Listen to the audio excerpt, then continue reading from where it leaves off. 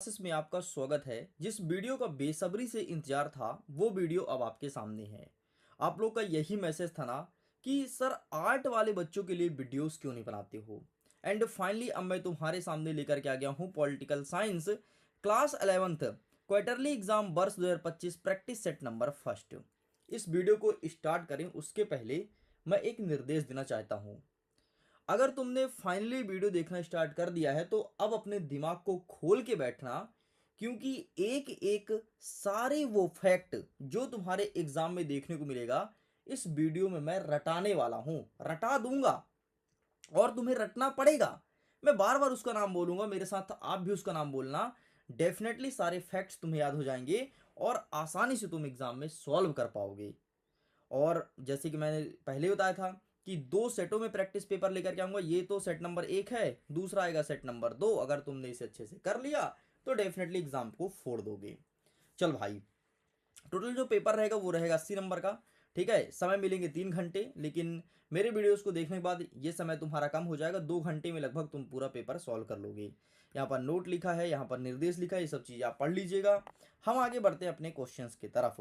प्रश्न नंबर 1 कह रहा है सही विकल्प का चयन कर लिखो। पहला नंबर कहता है भारतीय संविधान की पहली बैठक हुई थी। जब हमारा संविधान बन रहा था तो पहला बैठक कब हुआ था? ये हुआ था पहला बैठक 9 दिसंबर 1946 को। ध्यान रखना, 9 दिसंबर 1946 को संविधान सभा की पहली बैठक हुई थी और इस दिन एक अस्थायी अध्यक्ष बनाया गया था। देखो यार, कहीं भी बैठक करेंगे ना तो बैठक करने के लिए कोई ना कोई तो मुखिया होना चाहिए ना। मुखिया ही तो अध्यक्षता करेगा। तो हमने इतने जल्दी जल्दी में अध्यक्ष नहीं बना पाए थे, तो इस दिन हम एक व्यक्ति को बोल दिए कि तुम बन जाओ अभी आज बस के लिए अध्यक्ष। उनको हम क्यों बोले?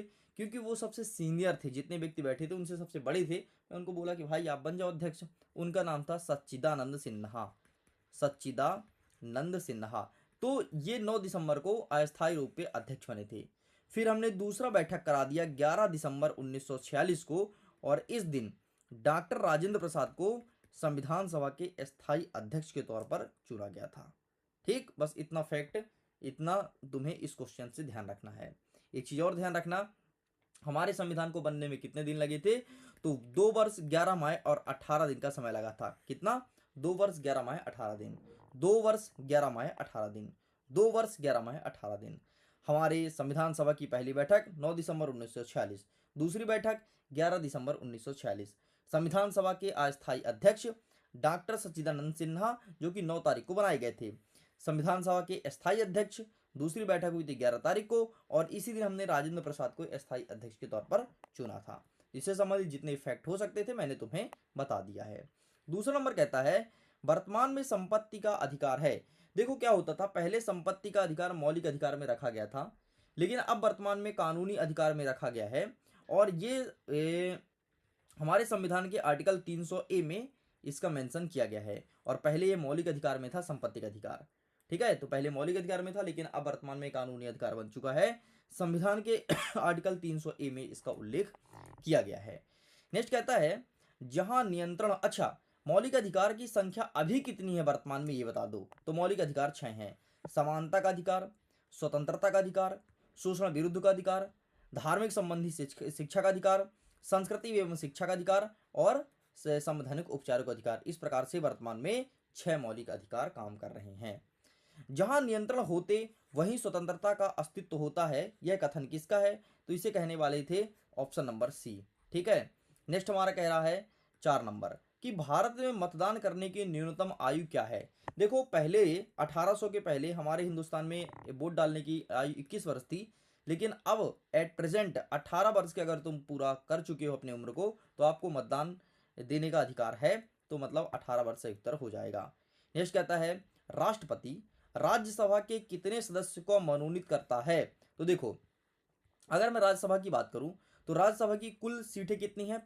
245 है। ठीक है, 245 सीटें हैं। 245 में से 12 जो सदस्य हैं उसे राष्ट्रपति मनोनीत कर सकता है। ये 12 सदस्य कहाँ से आएंगे? कला, साहित्य, सांस्कृतिक, यहाँ से बिलोंग करेंगे। ठीक है, ये फिर साहित्य साहित्य जगत से आएंगे, कला से आएंगे, आपके संस्कृत से आएंगे। तो यहाँ से ये 12 सदस्य को मनोनीत कर सकता है राष्ट्रपति। इस चीज़ को ध्यान रखिएगा। आगे बढ़ते नेक्स्ट कहता है छठवां नंबर, प्लेटो की किस पुस्तक में न्याय के बारे में बताया गया है? तो प्लेटो लिखते हैं द रिपब्लिकन और इसमें न्याय के बारे में मेंशन है। हमारा दूसरा नंबर कहता है रिक्त स्थान की पूर्ति करो। भारत में पहला आम चुनाव कब हुआ था? मतलब भारत में पहली बार चुनाव कब हुआ था? तो 1951 में, सॉरी 1952 में पहली बार आम चुनाव भारत में कराया गया था। नेल्सन मंडेला का प्रिय खेल था? तो मुक्केबाजी, यहाँ पर आपको मुक्केबाजी लिखना है। नेक्स्ट कहता है राजनीति विज्ञान की प्रकृति डैश डैश डैश व डैश डैश डैश की है? तो वर्णात्मक और विशेषणात्मक है। इसमें यहाँ पर लिखना है वर्णात्मक, यहाँ पर लिखना है विशेषणात्मक। ठीक है। नेक्स्ट कहता है कि भारत में मौलिक अधिकार डैश डैश डैश के संविधान से लिया गया है। तो मौलिक अधिकार कहाँ से लिया गया है हमारे हिंदुस्तान में? तो मौलिक अधिकार यूएसए मतलब अमेरिका से लिया गया है। अच्छा, मौलिक कर्तव्य कहाँ से लिया गया है? तो मौलिक कर्तव्य लिया गया है, ये मौलिक कर्तव्य कहाँ से लिया गया है? मौलिक कर्तव्य लिया गया है आपके रसिया से, ठीक है, रूस से। ठीक है। अच्छे, नीति के निर्देशक तत्व, तो नीति निर्देशक तत्व लिया गया है आयरलैंड से। नेक्स्ट आगे बढ़ते हैं, हमारा पांचवा नंबर कहता है कानून एवं नीति सभी व्यक्तियों पर डैश डैश डैश रूप से लागू होती है। तो कानून एवं नीति सभी व्यक्ति पर समान रूप से लागू होती है। और ये चीज कहाँ से लिया गया है? तो ये चीज ब्रिटेन से लिया गया है ना। ये आर्टिकल नंबर आपका कहता है 12, विधियों का समान संरक्षण और विधियों के समक्ष समता। ठीक है, विधियों के समक्ष समता और विधियों के समान संरक्षण। तो विधियों के समक्ष समता ये ब्रिटेन से लिया गया है और इसी के अंतर्गत कहता है कि कानून एवं नीति सभी व्यक्तियों के लिए समान है। नेक्स्ट कहता है छठवां नंबर, न्याय का आधार है? तो समानता, हर एक व्यक्ति को समानता के आधार पर ही न्याय मिलता है। आगे बढ़ते हैं, तीसरा नंबर कहता है सत्य सत्य लिखो। पहला नंबर कहता है कि भारत का संविधान लिखित एवं निर्मित संविधान है। तो बिल्कुल सही बात है, हमारे हिंदुस्तान का संविधान एक लिखित संविधान है। हमारे हिंदुस्तान के संविधान में 22 भाग, 395 अनुच्छेद और 12 अनुसूचियों का समावेशन है। इस चीज को ध्यान रखिएगा। नेक्स्ट कहता है कानून के समक्ष सभी भारतीय समान है। बिल्कुल सही बात है ना। चाहे हिंदू हो, चाहे मुस्लिम, सिख, ईसाई या फिर उम्र में बड़ा हो छोटा हो, सब कुछ समान है। 3, भारत का राष्ट्रपति किसी चुनाव आयुक्त को नहीं हटा सकता है। बिल्कुल गलत बात है, ये जो भारत का राष्ट्रपति होता है चुनाव आयुक्त को हटा सकता है। नेक्स्ट कहता है भारतीय संविधान में अवसर की समानता नहीं है ना। तो ये बात बिल्कुल आपका गलत हो जाएगा, अवसर की समानता का उल्लेख किया गया है ना भारतीय संविधान में। नेक्स्ट कहता है सामाजिक न्याय का प्रमुख तत्व असमानता को दूर करना है। बिल्कुल सही बात है। एंड अस्पृश्यता गैर कानूनी नहीं है। तो बिल्कुल गलत बात है, गैर कानूनी है और भारतीय संविधान के आर्टिकल 17 में इसका उल्लेख है अस्पृश्यता का अंत। अस्पृश्यता मतलब होता है छुआछूत, मतलब तुम किसी व्यक्ति को नहीं छूना है, तुम्हारी स्वेच्छा है।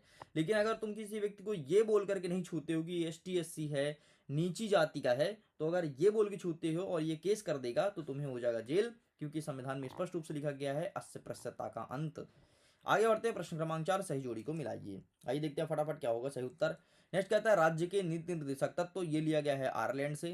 नेक्स्ट कहता है स्वतंत्रता का अधिकार, तो ये एक आपका मौलिक अधिकार है ना। पहले आता है समानता का अधिकार, दूसरा है स्वतंत्रता का अधिकार, तीसरा है शोषण के विरुद्ध का अधिकार, चौथा है धार्मिक स्वतंत्रता का अधिकार, पांचवा है शिक्षा संबंधी अधिकार एंड छठवा है आपका संवैधानिक उपचारों का अधिकार। एंड नेक्स्ट कहता है आपका अर्थशास्त्र, तो अर्थशास्त्र के जनक अरस्तु को माना गया है। नेक्स्ट कहता है वित्त आयोग, तो ये है आर्टिकल 280 में। नेक्स्ट कहता है राष्ट्रीय आपातकाल, एक सेकंड ना, हाँ ठीक है। राष्ट्रीय आपातकाल क्या हो जाएगा? राष्ट्रीय आपातकाल में आपको लगाना है अध्यक्षात्मक शासन, मतलब वहां पर जो शासन चलता है वो प्रधानमंत्री को हो जाता है। और रोजगार का उन्मूलन तो आर्थिक स्वतंत्रता का क्षेत्र के अंतर्गत आता है। इस प्रकार से आपका ये भी होता है कंप्लीट। पांचवा नंबर कहता है एक शब्द या एक वाक्य में उत्तर दीजिए। आइए देखते हैं क्या होगा उत्तर। समान कार्य समान वेतन से क्या सही? इसका मतलब ये है कि चाहे महिला हो या पुरुष, अगर काम 6 घंटे कर रहे हैं तो उसको भी उतना वेतन मिलेगा जितना पुरुष को मिलेगा। मतलब हम इस आधार पर भेदभाव नहीं करेंगे कि ये महिला है और ये पुरुष है, लिंग के आधार पर कोई भेदभाव नहीं होगा। अर्थात समान कार्य समान वेतन, ये हमारे ये आर्टिकल नंबर 51 से लेकर के, एक सेकंड ना, ये आर्टिकल नंबर 36 से लेकर के 51 के बीच में मेंशन किया गया है। ठीक है, इसे कहते हैं आपका राज्य के नीति निर्देशक तत्व, DPSP में इस चीज का उल्लेख किया गया है। ठीक है। नेक्स्ट कहता है प्रधानमंत्री की नियुक्ति कौन करता है? तो प्रधानमंत्री की नियुक्ति करने वाला है राष्ट्रपति और अन्य मंत्री की नियुक्ति प्रधानमंत्री की सलाह पर राष्ट्रपति करेगा। ठीक है, ये हमारे भी संविधान में मेंशन है। नेक्स्ट कहता है समानता का अधिकार किस अनुच्छेद में है? तो समानता का अधिकार पूछा है ना, किस अनुच्छेद में है? बिल्कुल बहुत सही प्रश्न पूछा है। सबसे पहले आता है समानता का अधिकार, तो समानता का अधिकार है आर्टिकल आपका 14 से लेकर के 18 तक। ठीक है, तो ये अनुच्छेद आपको लिखना है। फिर आता है स्वतंत्रता का अधिकार, आर्टिकल 19 से लेकर के 22 तक। समानता स्वतंत्रता, फिर क्या आता है? समानता का अधिकार, स्वतंत्रता का अधिकार, शोषण विरुद्ध का अधिकार, आर्टिकल नंबर 23 लेके 24 तक। ठीक है, बाकी हम ज़्यादा नहीं पढ़ेंगे, क्या ही मतलब जब हमें काम का नहीं है तो। नेक्स्ट कहता है राज्यसभा सांसद की उम्र कितनी होती है। अगर तुम्हें राज्यसभा में सदस्य बन के जाना है तो तुम्हारी उम्र 30 वर्ष पूर्ण कर चुके हो, तब जाकर के तुम राज्यसभा में बैठ सकते हो। अच्छा, लोकसभा की बात करूँ तो 25 वर्ष। ठीक है, सारे फैक्ट ध्यान रखना। नेक्स्ट कहता है अनलिबर्टी पुस्तक किसने लिखा है। तो इसको लिखने वाले हैं जॉन जॉन स्टुअर्ट मिल ने लिखा है। गांधी जी के सिद्धांत को किसमें शामिल किया गया है। तो गांधीवाद के सिद्धांत या गांधी के दर्शन में शामिल किया गया है।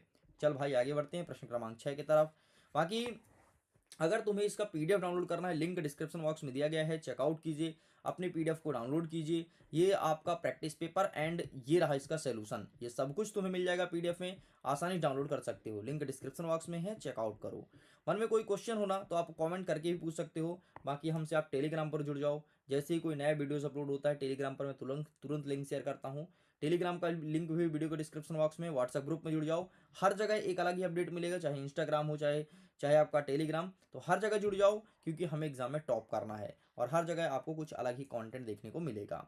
नेक्स्ट कहता है सार्वभौमिक वयस्क मताधिकार किसे कहते हैं। सार्वभौमिक का मतलब होता है जितने भी व्यक्ति हैं, जितने भी लोग हैं, अगर अपने 18 वर्ष की उम्र पार कर चुके हैं मतलब उसने वोट देने का अधिकार है, चाहे महिला हो या पुरुष।